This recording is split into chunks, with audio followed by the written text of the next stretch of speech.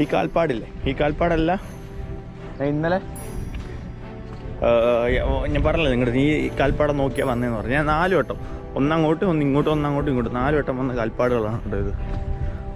Okay, ഇത് വെച്ചാലും ഇന്നലെ രാത്രി വഴി കണ്ടുപിടിച്ച് ഞാൻ. അങ്ങനെ പറഞ്ഞു വന്നപ്പോഴത്തേക്കും ഒരുപാട് സാധനങ്ങളുണ്ട് കേട്ടോ. ഇതെല്ലാം ചുമന്നുകൊണ്ട് ഞാൻ പോകണം. വണ്ടി എടുത്താൽ ഉള്ളി വെക്കണം കേട്ടോ. ബായി എല്ലാ സാധനങ്ങളും ഒതുക്കി തന്നിട്ടുണ്ട്. ഇവിടെയാണ് കേട്ടോ വണ്ടി വയ്ക്കുന്നത്. ഒരുപാട് സാധനങ്ങളുണ്ട് കേട്ടോ. ഇതൊന്നും ചുമന്ന് കഴിഞ്ഞാൽ മല കയറും എന്നുള്ളതാണ് ആലോചിക്കുന്നത്. എന്തായാലും നോക്കാം. ഓക്കെ जी कैमरा थोड़ा पकड़ेगा, मैं ऐसा ऐसा पकड़।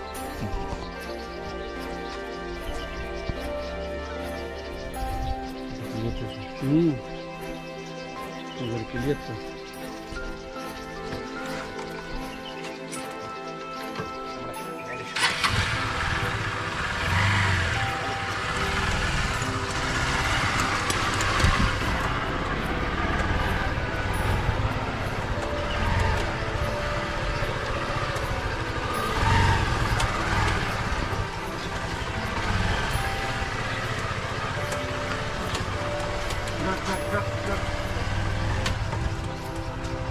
പിന്നെ വണ്ടി നമ്മളവിടെ പാർക്ക് ചെയ്തോ.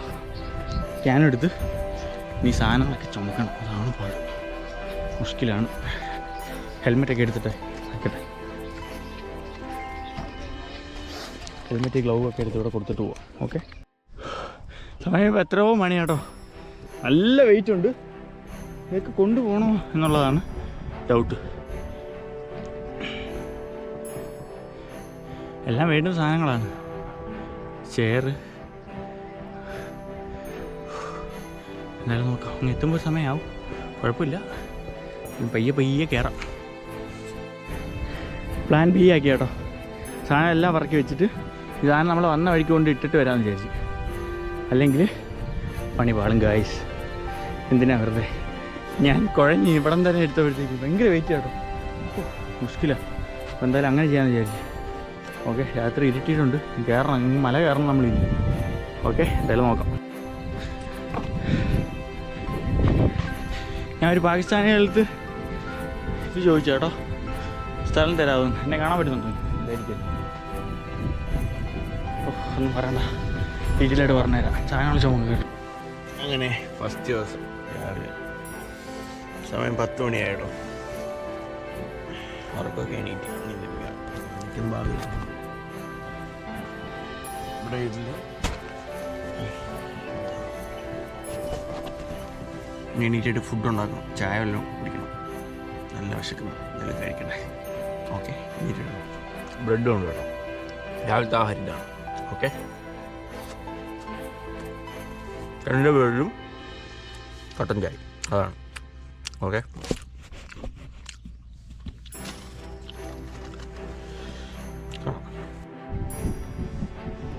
ആ ഒരു ഭാഗത്തോട്ടൊക്കെ നോക്കി കഴിഞ്ഞാൽ അവിടെ മൊത്തവും ഡെസേർട്ടാണ് കേട്ടോ. വണ്ടികൾ കൊണ്ടിട്ട് മാതിരി മലയോട്ട് ഓടിക്കുന്നതാണ് ആ ഒരു ഭാഗത്താണ്. അവിടെ ചെണ്ടടിക്കാനുള്ള പ്രശ്നം എന്ന് പറഞ്ഞു കഴിഞ്ഞാൽ നമ്മൾ ഉറങ്ങുമ്പോഴത്തേക്കും നമ്മുടെ തലയിലൊക്കെ വന്നാൽ ഒരു വണ്ടി കൊണ്ട് കയറ്റില്ല. ഒരു ഫ്ലൈറ്റ് വന്നിട്ട് എമിറേറ്റ്സിന് നമുക്കിങ്ങനെ വായിക്കാൻ പറ്റും. നിങ്ങൾക്ക് കാണാൻ പറ്റുന്നുണ്ടോ?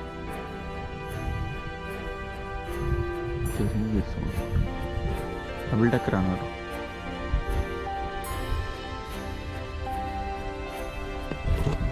ഓക്കെ, അപ്പോൾ നമ്മളിവിടെ ആണ്.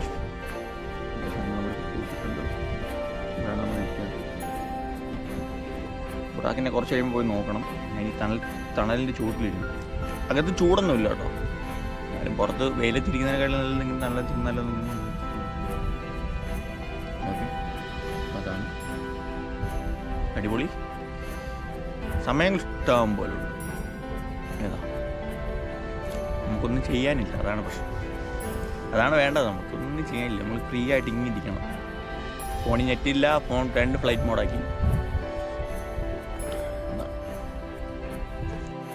പിന്നെ ഇന്നലെ രാത്രിയിൽ ഞാൻ ബുറാക്കിനെയും കൊണ്ട് മറ്റേ വീട്ടിൽ നിന്ന് നമ്മൾ ഇറങ്ങിയില്ലേ, കുറച്ച് കാര്യങ്ങൾ പറയാം കേട്ടോ. ഇന്നലെ രാത്രി നടന്നത് അങ്ങനെ ആ ബുറാക്കിനെ അവർ പറഞ്ഞ് വണ്ടിയൊക്കെ ഒതുക്കാൻ പറ്റിയ സ്ഥലങ്ങളൊക്കെ തന്ന് ഞങ്ങളുടെ വണ്ടി കയറ്റി വെച്ച്. അങ്ങനെ ഞാൻ ലഗേജും കൊണ്ട് ഞാൻ നടന്നപ്പോഴത്തേക്കിനും പറ്റുന്നില്ല, ഭയങ്കര വെയിറ്റ്.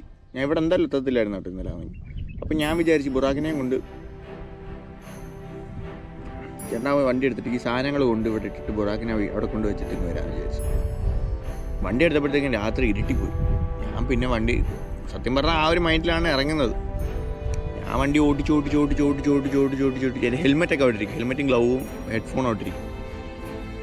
ഞാൻ അപ്പോൾ അത് വെച്ചിട്ട് ഞാൻ പറഞ്ഞു വൈ ഇത് കൊണ്ടുവച്ചിട്ട് വരാമെന്ന് പറഞ്ഞു. ഞാൻ വണ്ടി ഓടിച്ച് സാധനം ഇടാൻ വേണ്ടിയിട്ട് വരുമോ, സ്ഥലം നോക്കി വരുമോ.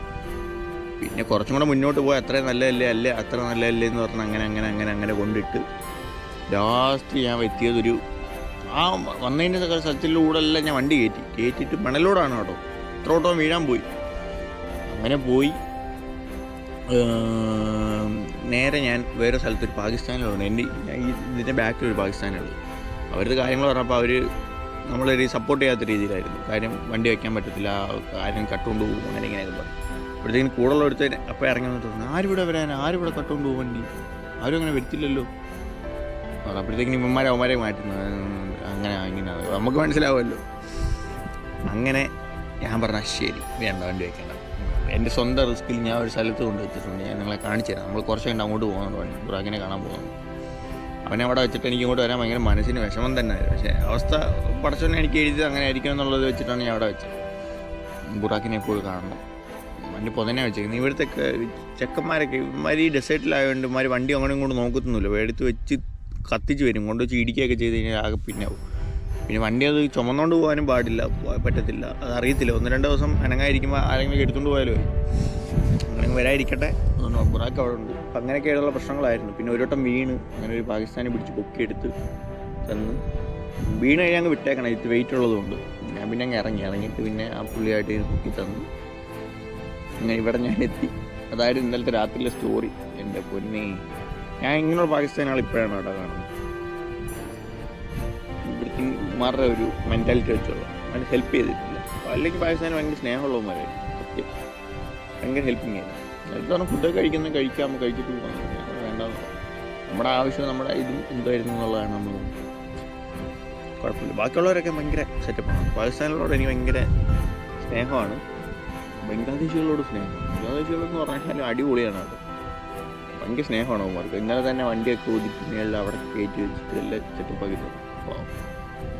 നല്ല മനുഷ്യൻ. എന്നെ സഹായിക്കുന്നവരെ പഠിത്തം സഹായിക്കട്ടെ, അത്രേ ഉള്ളൂ. ഓക്കെ, നമുക്ക് എന്നാൽ വൈകിട്ടൊക്കെ ആകുമ്പോൾ മണലിന് അങ്ങോട്ടൊക്കെ പോകണം കേട്ടോ. അങ്ങോട്ടൊക്കെ പോയി വീഡിയോസൊക്കെ എടുക്കണം. ഓക്കെ, വീഡിയോ സ്കിപ്പ് ചെയ്യാതെ കണ്ടോ. ഒരുപാട് നല്ല നല്ല കാഴ്ചകളൊക്കെ നമുക്ക് ഈ മരുഭൂമിയുടെ ഉള്ളിൽ എന്തൊക്കെയാണ് അവസ്ഥ, എങ്ങനെയൊക്കെയാണെന്നൊക്കെ കാണാൻ പറ്റും. ഓക്കെ, നമുക്ക് ബുറാക്കിനെ ഒന്ന് കണ്ടിട്ട് വരാം. ഓക്കെ, മനസ്സനുവദിക്കുന്നില്ല എൻ്റെ ചെറുക്കനെ കാണാതിരിക്കും. പോയിട്ട് വരാം. വരട്ടെ.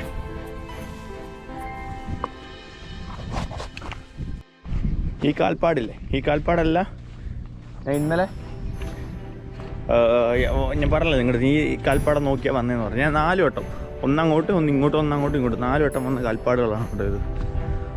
ഓക്കെ, ഇത് വെച്ചാൽ ഇന്നലെ രാത്രി വഴി കണ്ടുപിടിച്ച് ഞാൻ. നമ്മുടെ ചെറുക്കൻ എന്തായിരിക്കുന്നു, ആരൊന്നും ചെയ്തില്ല എൻ്റെ മോനെ.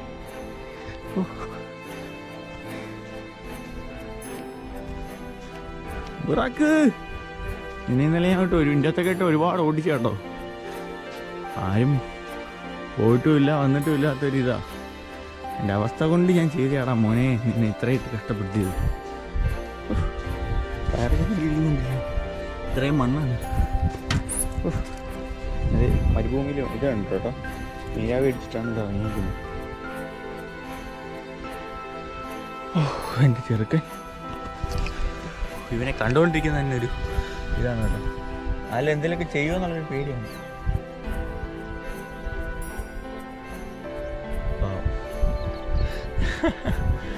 എനിക്കങ്ങനെയാണ് കേട്ടോ, ഞാൻ ആദ്യമായിട്ട് നേടിയ സാധനമാണ് കേട്ടോ ബൈക്ക്.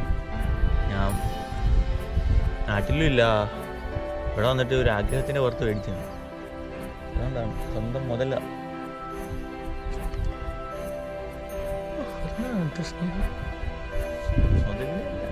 ബുറാക്കെന്നൊരു പേര് കിട്ടുന്നപ്പോൾ എല്ലാവർക്കും അറിയുകയും ചെയ്യാൻ കേട്ടോ ഇവനെ. ബുറാക്കല്ലേ ഇത്, ബുറാക്ക് എവിടെ ഏതൊക്കെ ചോദിക്കും. അങ്ങനെ കുറച്ച് നേരം കിടക്കാമെന്ന് വിചാരിച്ചു കേട്ടോ. ഓക്കെ, ബുറാക്ക് എവിടെ, ഞാനിവിടെ.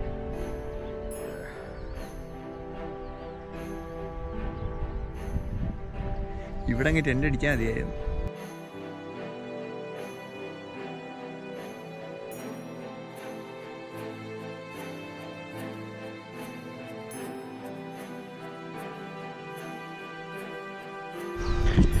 ഇതെല്ലാം ബുറാക്കിൻ്റെ അയൽവാസികളാണ്.